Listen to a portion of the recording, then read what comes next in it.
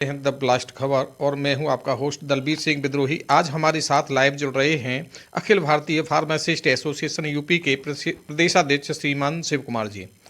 प्रदेश में स्वास्थ्य सेवाओं को मजबूत बनाने के लिए फार्मासिस्टों की नियुक्ति बेहद जरूरी है, लेकिन वर्षों से हजारों पद रिक्त पड़े हैं। इसी मुद्दे पर संगठन मुखर होकर आवाज उठा रहा है। आज जानेंगे क्या है इनके संगठन की प्रमुख मांगे, सरकार से क्या अपेक्षाएं हैं, भविष्य की रणनीति इनकी क्या होगी।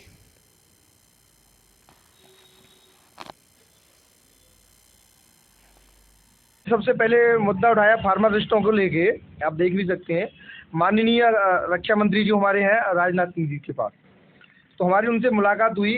उनसे मुलाकात हमने मुद्दे जो दिए थे वो दिए थे शेड्यूल के खत्म कराने के लिए, होलसेल पे फार्मासिस्ट की अनिवार्यता के लिए, नेशनल हेल्थ पॉलिसी 2017 के अंतर्गत फार्मासिस्ट को सीएचओ की पद पे नियुक्ति के लिए जो ब्रिज कोर्स करा के दिया जाना था, और एक ऑनलाइन दवा बिक्री के राज्यों को निर्देश करना है कि ऑनलाइन दवा बिक्री को रोका जाए। तो इसके लिए हमने माननीय रक्षा मंत्री जी से मुलाकात की थी। तो 1900 फार्मेसी एक्ट 1948 स्पष्ट तौर से कहता है कि दवा का रख रखाव, भंडारण, वितरण वो एक फार्मासिस्ट कर सकता है। तो अभी क्या देखा जा रहा है कि ये जो शेड्यूल के बना था, ये जब बना था जब फार्मासिस्टों की कमियां थी, तो एक ऑप्शन ढूंढा गया था कि भाई जब फार्मासिस्ट नहीं है तो हम किसी ऐसे व्यक्ति को दवा वितरण करवाएं कि जिससे कि आम जन को दवा को पहुंचे। अब उसमें क्या आ रहा है, उसकी आड़ में क्या कर रहे हैं, अब जैसे आंगनबाड़ी हो गई, एएनएम हो गई, और इन करते आशा बहुओं से दवाओं का वितरण कराया जा रहा है, जो कि बिल्कुल 1948 एक्ट है उसका बिल्कुल दुरुपयोग कर रहे हैं। तो हमने पूरा माननीय रक्षा मंत्री के सामने बात उठाई अपनी और कहा कि अब पूरे भारत वर्ष में 20-22 लाख के तकरीबन फार्मासिस्ट है, तो फिर रेस्टेड जो फार्मासिस्ट है तो उनसे दवाओं का वितरण करवाया जाए, और दवा की जो गुणवत्ता है और वो जो पेशेंट को समझाएंगे बताएंगे वो अच्छे तरीके से बता सकते और समझा सकते हैं। जैसा कि मैं बीच में आपको रोकूं कि जो फार्मासिस्ट हैं एक तरह से वो ट्रेंड होते हैं, मेडिसिन रिलेटेड जानकारी उनको खास होती है। तो आपका मानना और आपका कहना यही है कि जो काम अनट्रेंड लोगों से कराए जा रहे हैं वो क्यों ना ट्रेंड लोगों के द्वारा दवा वितरण आदि का काम कराया जाए, जिससे कि उनको एक रोजगार भी मिले, उनको मौका मिले, और जो उन्होंने समय खर्च किया है, पढ़ाई की है, तो उसका भी उन्हें लाभ मिल सके। जी जी बिल्कुल, आप सही पकड़े, सही कह रहे हैं आप। जो ट्रेंड लोग हैं, जो फार्मासिस्ट होता है ना, वो डी फार्म करके 2 साल की पढ़ाई पढ़ता है, बी फार्म करके पढ़ाई कर, बी फार्म 4 साल का होता है वो करता है, एम फार्म होता है, पीएचडी होता है, फार्म डी होता है। जब वो दवाओं का ज्ञाता होता है तो दवा के ज्ञाताओं से दवा का जो बनाने से लेके पूरा मैन्युफैक्चरिंग और सारा कुछ मार्केट में लाने वाला फार्मासिस्ट होता है, तो फिर उससे दवा वितरण क्यों नहीं कराया जा रहा, जबकि इतने पद है। पहले तो मानता हूँ कि पद फार्मासिस्ट नहीं थे, अब तो 20 से 22 लाख फार्मासिस्ट है, लगभग 20 से 22 फार्मासिस्ट लाख है, तो उनसे कराया जाए। दूसरा तो हमने यही रखा था, और जिससे कि अगर फार्मासिस्ट को दवाई का वितरण होगा ना, तो जिससे आम जनमानस को एक सही जो दवा होती है वो उन तक पहुंचेगी, और कहीं ना कहीं जो स्वास्थ्य की रीढ़ हड्डी बोली जाती है ना फार्मासिस्ट, वो उनका लाभ ले। तो ये हमने बात रखी थी। तो अभी आपके जो प्रयास हैं वो मतलब जो कि कहाँ पे आपने किन किन लोगों से मिलके अपनी बात को रखा है? जी, जैसा कि हमने पत्राचारों के माध्यम से, ज्ञापनों के माध्यम से, हमने हम जैसे कि अभी राष्ट्रीय रक्षा मंत्री राजनाथ सिंह से उनके पास हमने समक्ष रखा, केंद्रीय राज्य स्वास्थ्य मंत्री अनुप्रिया पटेल जी हैं, उनके सामने हमने मुद्दा 2 बार उठाया। एक बार मैं ललितपुर में हमने उनके सामने रखा था, अभी कुछ टाइम पहले बरेली की बात है, वहाँ हमने ये मुद्दा उनके सामने उठाया था। और अभी इसी कड़ी में हम अपने हमारे जो राज्य के उप मुख्यमंत्री हैं ब्रजेश पाठक जी, उनके सामने हमने ये मुद्दा उठाए थे। तो जैसे हमने, और बताऊं मैं आपको, इस कड़ी में आगे बढ़ता हूं, जो ऑनलाइन दवा की बिक्री हो रही है ना, अब उसमें क्या होता है दलबीर जी कि अब वहाँ से क्या दवा में आ रहा है क्या नहीं आ रहा, आप देखते हैं कभी ऑनलाइन डिलीवरी में कभी कुछ निकलता है, कभी कुछ निकल आता है।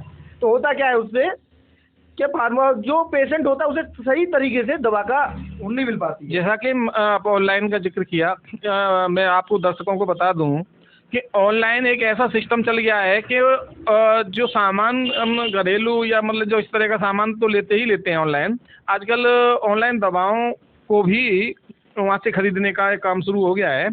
जो कि वो इनके मतलब जो है फार्मासिस्ट संघ के द्वारा इस पे सवाल उठाए जा रहे हैं कि ऑनलाइन दवा में कौन क्या भेज रहा है, इसकी कोई खास जानकारी नहीं होती, उससे जो है उसके दुष्परिणाम भी सामने आ सकते हैं।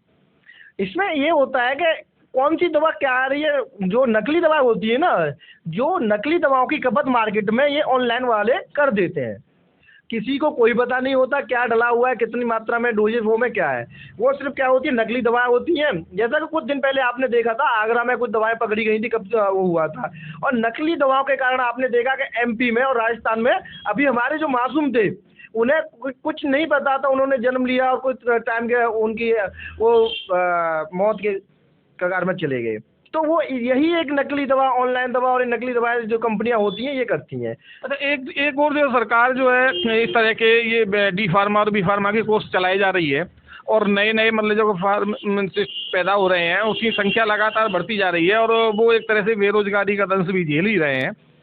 तो जहाँ तक आप लोगों ने स्वास्थ्य विभाग के जो जिम्मेदार लोग हैं, शासन सरकार में बैठे हैं, तो उन्होंने अभी तक क्या आपको भरोसा और आश्वासन दिए हैं? जी, जैसे कि मैं माननीय राजनाथ सिंह से मिला था, रक्षा मंत्री से, उन्होंने भी कहा था कि इस पर चर्चा करते हैं। माननीय जो अनुप्रिया पटेल जी हैं, राज्य स्वास्थ्य मंत्री हैं, केंद्रीय राज्य स्वास्थ्य मंत्री हैं, उनसे भी मिला था, तो उन्होंने भी कहा, आश्वासन दिया है कि हम इस पर चर्चा करते हैं। और माननीय ब्रजेश पाठक जी जो हमारे उत्तर प्रदेश के उप मुख्यमंत्री हैं, उनसे भी मेरी बातें हुई, तो उन्होंने भी कहा है कि हम इस पर चर्चा करते हैं। तो ये बातें हुई थी। और दूसरा एक देखिए, अभी फार्मासिस्टों के लिए एक कोर्स हुआ था 2017 में, एक हेल्थ पॉलिसी आई थी, नेशनल हेल्थ पॉलिसी आई थी। उसका 11.4 बिंदु स्पष्ट तौर से कहता है, मैं आपको दिखा सकता हूँ, आप अगर कैमरा लेंगे तो इसमें ये देखिए पूरा पढ़ सकते हैं। ये इसमें स्पष्ट तौर से लिखा हुआ है, 11.4 बिंदु स्पष्ट तौर से कहता है कि कौन कौन आयुष डॉक्टर, नर्सिंग जो बीएससी नर्सिंग होती है वो, और दूसरा फार्मासिस्ट, तीसरा फार्मासिस्ट को आहत किया गया था। उसमें आप देख सकते हैं, ये कैमरे में आप पूरा देख सकते हैं कि ये पूरा नेशनल हेल्थ पॉलिसी है। नेशनल हेल्थ पॉलिसी के 11.4 बिंदु है, इसमें स्पष्ट तौर से लिखा था कि ये इन्हें हम एक ब्रिज कोर्स होता है, ब्रिज कोर्स करा के इन्हें हम रोज वो करेंगे, सीएचओ की भर्ती के लिए अवेलेबल माना जाएगा। अब उसका क्या हो रहा है, फार्मासिस्ट को छोड़ दिया गया है और सिर्फ जो नर्सिंग स्टाफ से वो सीएचओ में दिया जा रहा है, जो कि नेशनल हेल्थ पॉलिसी जो बनी थी उसका दुरुपयोग हो रहा है, उसका पालन नहीं हो रहा है। तो हमने ये भी कहा था कि जब ये नेशनल हेल्थ पॉलिसी आप लोग केंद्र सरकार ने निकाली तो इसका पालन होना चाहिए।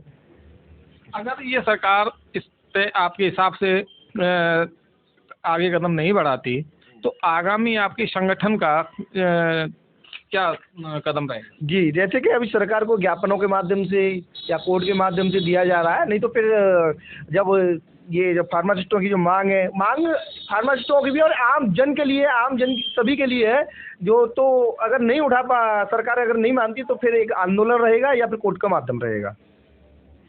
और आने वाला जो 2027 का चुनाव है, जो भी फार्मासिस्टों के बारे में सोचेगा, संगठन उसको फेवर करेगा। क्योंकि हमारे पास संगठन के पास देखिए उत्तर प्रदेश में तकरीबन 3 लाख फार्मासिस्ट हैं, जो कि मैं आपको अपने पोर्टल पे अपना जो हमारे साथ जो फार्मासिस्ट साथी जुड़ा हुआ है यूपी का बता रहा हूँ, कम से कम 1.5 लाख, तकरीबन 1.5 lakh pharmacist Akhil Bharatiya pharmacist association से जुड़ा हुआ है, जो कि उत्तर प्रदेश में, और पूरे भारतवर्ष कोई फार्मेसी भर्ती नहीं निकली है। देखिए इस पे भी हमारा, मैं आपको दिखाऊं, ये देखिए आप देख सकते हैं, ये हमारी जो मांग थी, आप देखिए कैमरा में मैं दिखा रहा हूं। पहला मुद्दा है हमारा, फार्मासिस्टों की तत्काल प्रभाव से भर्ती होनी चाहिए।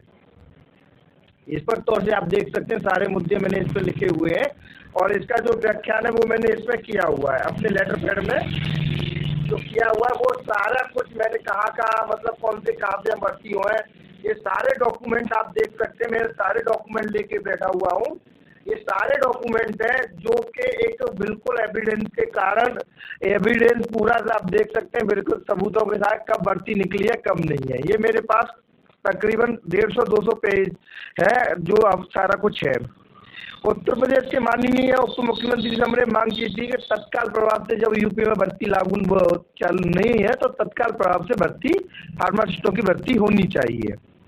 दूसरा था उपकेंद्र, जैसे गांव में देखा होगा उपकेंद्र होते हैं, छोटे छोटे जो CSC होते हैं, उन पर भी फार्मासिस्टों की बहुत कमी है।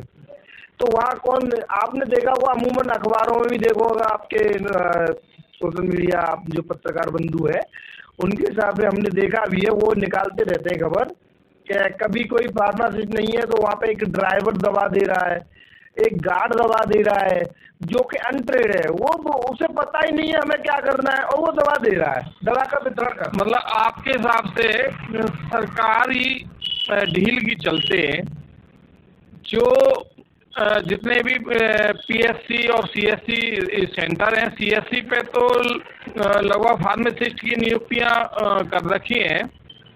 तमाम जगह ऐसी भी हैं कि जहां फार्मासिस्ट नहीं है फिर भी मतलब जो दवा वितरण का काम कराया जा रहा है। अगर बात करें ग्रामीण क्षेत्र की, तो ग्रामीण इलाकों में जो पीएससी केंद्र हैं सरकारी चिकित्सालय, वहाँ पे फार्मासिस्टों की बेहद कमी देखी जा रही है। जी जी बिल्कुल आप सही कह रहे हैं। पीएससी सीएससी जो कह रहे हैं सीएससी पे बहुत कम है, नामात्र कह गए सीएससी पे भी है नहीं है। जो पीएससी तो वहाँ तो फार्मासिस्ट है नहीं है, प्राथमिक स्वास्थ्य उपकेंद्र है वहाँ पे नहीं है। उसी के लिए हमने मांग की थी उपकेंद्रों पे फार्मासिस्टों के पद सृजित किए जाए, जिससे कि आम जो फार्मासिस्ट जो 3 लाख के तकरीबन फार्मासिस्ट है वो उनको कम से जॉब भी मिले और एक आम जनमानस को सही से दवा मिले और उन्हें स्वास्थ्य लाभ मिल सके। और जैसा कि मैं बताऊं, और जो कैडर है ना, हमारा जो कैडर है वो काफ़ी समय से चेंज नहीं हुआ है। कैडर में जो बदलाव होगा 1993-92 में आप देखेंगे यूपी की जनसंख्या 16 करोड़ थी, 16 करोड़ तकरीबन थी, सॉरी 13 करोड़ के तकरीबन जनसंख्या थी। और आज उसके अकॉर्डिंग देखेंगे तो आज जनसंख्या 27 करोड़ के तकरीबन है। यूपी की, उत्तर प्रदेश की लगभग 27 करोड़ के तकरीबन है। अब आप लगाइए जब 27 करोड़ जनसंख्या पे वही फार्मासिस्ट थे इतने ही, और जो 13 करोड़ जनसंख्या थी यूपी की तब भी इतने फार्मासिस्ट थे। तो जब संख्या बल बढ़ा तो फार्मासिस्टों के पद निकाल के उन्हें आगे करने चाहिए थे, बढ़ाने चाहिए थे। जब फार्मासिस्टों के पद बढ़ेंगे, आम जनमानस जो डॉक्टरों की जैसे बताते हैं कि हम बातें करते तो डॉक्टरों की कमी है, तो डॉक्टरों की कमी है तो फार्मासिस्ट है जो वो दवा बेहतर दे सकते हैं। जिस ग्रामीण क्षेत्रों में पीएससी वगैरह पे फार्मासिस्ट नहीं है, तो अगर वहाँ पे अगर फार्मासिस्ट को नियुक्त किया जाएगा तो वो एक आम जनमानस को एक सही तरीके से दवा का वितरण कर सकता है और उन्हें एक स्वास्थ्य लाभ दे सकता है। तो देखा मित्रों, अभी ये जो फार्मासिस्ट हैं वो आम जनमानस से किस तरह जुड़े हैं और इनके जो भी हमारे चिकित्सा सेंटर हैं वहाँ पे बैठने से कितना लाभ होगा, ये सब चर्चा में मतलब जो कि हमारे फार्मासिस्ट संघ के प्रदेश अध्यक्ष शिव कुमार जी ने बड़ी बेबाकी से और विस्तार से इसकी जानकारी दी। तो और बाकी आगे क्या मुद्दे हैं और क्या बातें हैं और बताएं।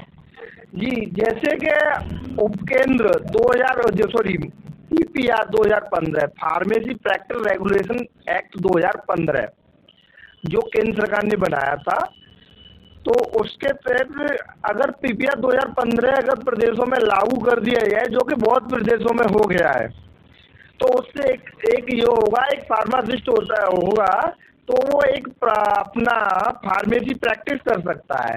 और जो मानस है, आम जनमानस जो दवा लेने आते हैं तो उन्हें दवा का वितरण आराम से कर सकता है और बढ़िया तरह से उन्हें दवा का समझा भी सकता है कि भाई ये दवा इससे है, और वो उसका कुछ अपना चार्ज भी ले सकता है। तो ये पीपीआर 2015 कुछ राज्यों में लागू हो गया है, जैसे बिहार जैसे पिछड़े राज्यों में लागू हो सकता है, तो यूपी कितना बड़ा प्रदेश है, अगर इसमें लागू क्यों नहीं हो रहा, जो कि 2015 में लगा लीजिए, आज 2025 खत्म होने वाला है, अभी तक ये लागू नहीं हुआ है। तो ये मैं हमारी सरकार से सरकार से भी अभी आपके चैनल के द्वारा मांग है और मैंने ज्ञापन भी दिया था, और इसमें मेरा देखिए आप देख सकते हैं तीसरा मुद्दा है, ये लिखा हुआ है फार्मेसी प्रैक्टिस रेगुलेशन एक्ट 2015, ये तीसरा मुद्दा मैंने इसमें दे रखा है। उप मुख्यमंत्री जी को मैंने दिया था कि मैंने कि ये आप TPR 2015 लागू करें, जिससे कि आम जनमानस को और फार्मासिस्टों को लाभ मिले। तो ये हुआ था। दूसरा एक मैंने और दिया था। एक और इसमें बात निकल के आती है कि मेडिकल, चाहे वो ग्रामीण एरिया में मेडिकल हो या फिर गोरखपुर का लगा गाजियाबाद में, क्या वो रोज गाजियाबाद में आएगा? इसका मतलब ये है कि दिखावे के लिए और किसी भी फार्मासिस्ट का मतलब जो सर्टिफिकेट अपने उस पर लगा देते हैं, वहाँ से परमिशन ले लेते हैं, उसके बाद में मतलब फार्मासिस्ट वहाँ पे दिखता नहीं है, केवल उनका सर्टिफिकेट वहाँ पे मतलब जो कि दिखाई देता है और काम कोई दूसरा करता रहता है। जी, इसीलिए हमने कहा है कि उसकी भौतिक उपस्थिति अनिवार्य होनी चाहिए। OTP आधार OTP होना चाहिए कि कहाँ से बिलोंग करता है और क्या है। उसकी अगर भौतिक उपस्थिति अनिवार्य की जाए ना, अगर उसकी भौतिक अनुपस्थिति, तो उससे एक रोजगार मिलेगा। और एक जैसे थोक वाले होते हैं, बहुत से साथी होते हैं रिटेल वाले, वो क्या करते हैं, ये एक फार्मासिस्ट को हायर कर लिया कि हम आपको नौकरी देंगे, और उसके नाम पे उसे नौकरी नहीं देते हैं और उसका रजिस्ट्रेशन ले लेते हैं और उन्हें गुमराह करते हैं। पहले जो बात होती है कि भाई हम फार्मासिस्ट को नौकरी देंगे, वो फार्मासिस्ट को नौकरी न दे के उनसे खाली रजिस्ट्रेशन ले लेते हैं और उन्हें वो करते हैं। तो हमारा सरकार से भी मांग थी और उन सभी तमाम फार्मासिस्टों को मांग है कि वो सभी अपनी भौतिक उपस्थिति अपने अपने मेडिकलों पर, जहाँ जहाँ उनका रजिस्ट्रेशन है या अपने खुद के मेडिकल है, वहाँ अपनी उपस्थिति दर्ज कराएं। जैसे कभी आपने MP में देखा, MP में किया गया है, MP का एक मैं डॉक्यूमेंट दिखाता हूँ आपको। MP में जैसे किया गया है कि जहाँ भी कोई फार्मासिस्ट होगा तो वहाँ पे वही दवा का वितरण कर सकता है, वही दवा करेगा। अगर नहीं पाया जाता है तो उसे 3 साल का कारावास और कुछ लाख का जुर्माना भी उन्होंने लगाया गया है। तो मेरा केंद्र सरकार या UP सरकार से भी मांग है कि यहाँ ये भी होना चाहिए कि मतलब ये अपने उत्तर प्रदेश में भी होना चाहिए। ये आप देख सकते हैं, देखिए ये MP में हुआ था, ये MP का भी कागज मेरे पास है। MP फार्मेसी ने किया है, मध्य प्रदेश फार्मेसी काउंसिल ने किया है। तो मेरा UP फार्मेसी काउंसिल से भी अनुरोध है कि ये यहाँ भी ये करे कि जो भी फार्मासिस्ट होता ही हो, वही अपनी भौतिक उपस्थिति वहाँ पे कराए। और जो नॉन फार्मासिस्ट के दुकान चल रही है, बिना फार्मेसी के दुकान चल रही है, वो सभी दुकानों को हमारी UPPC या जो भी FDA है, DI DLA या ड्रग कंट्रोल साहब है, वो बंद कराएं।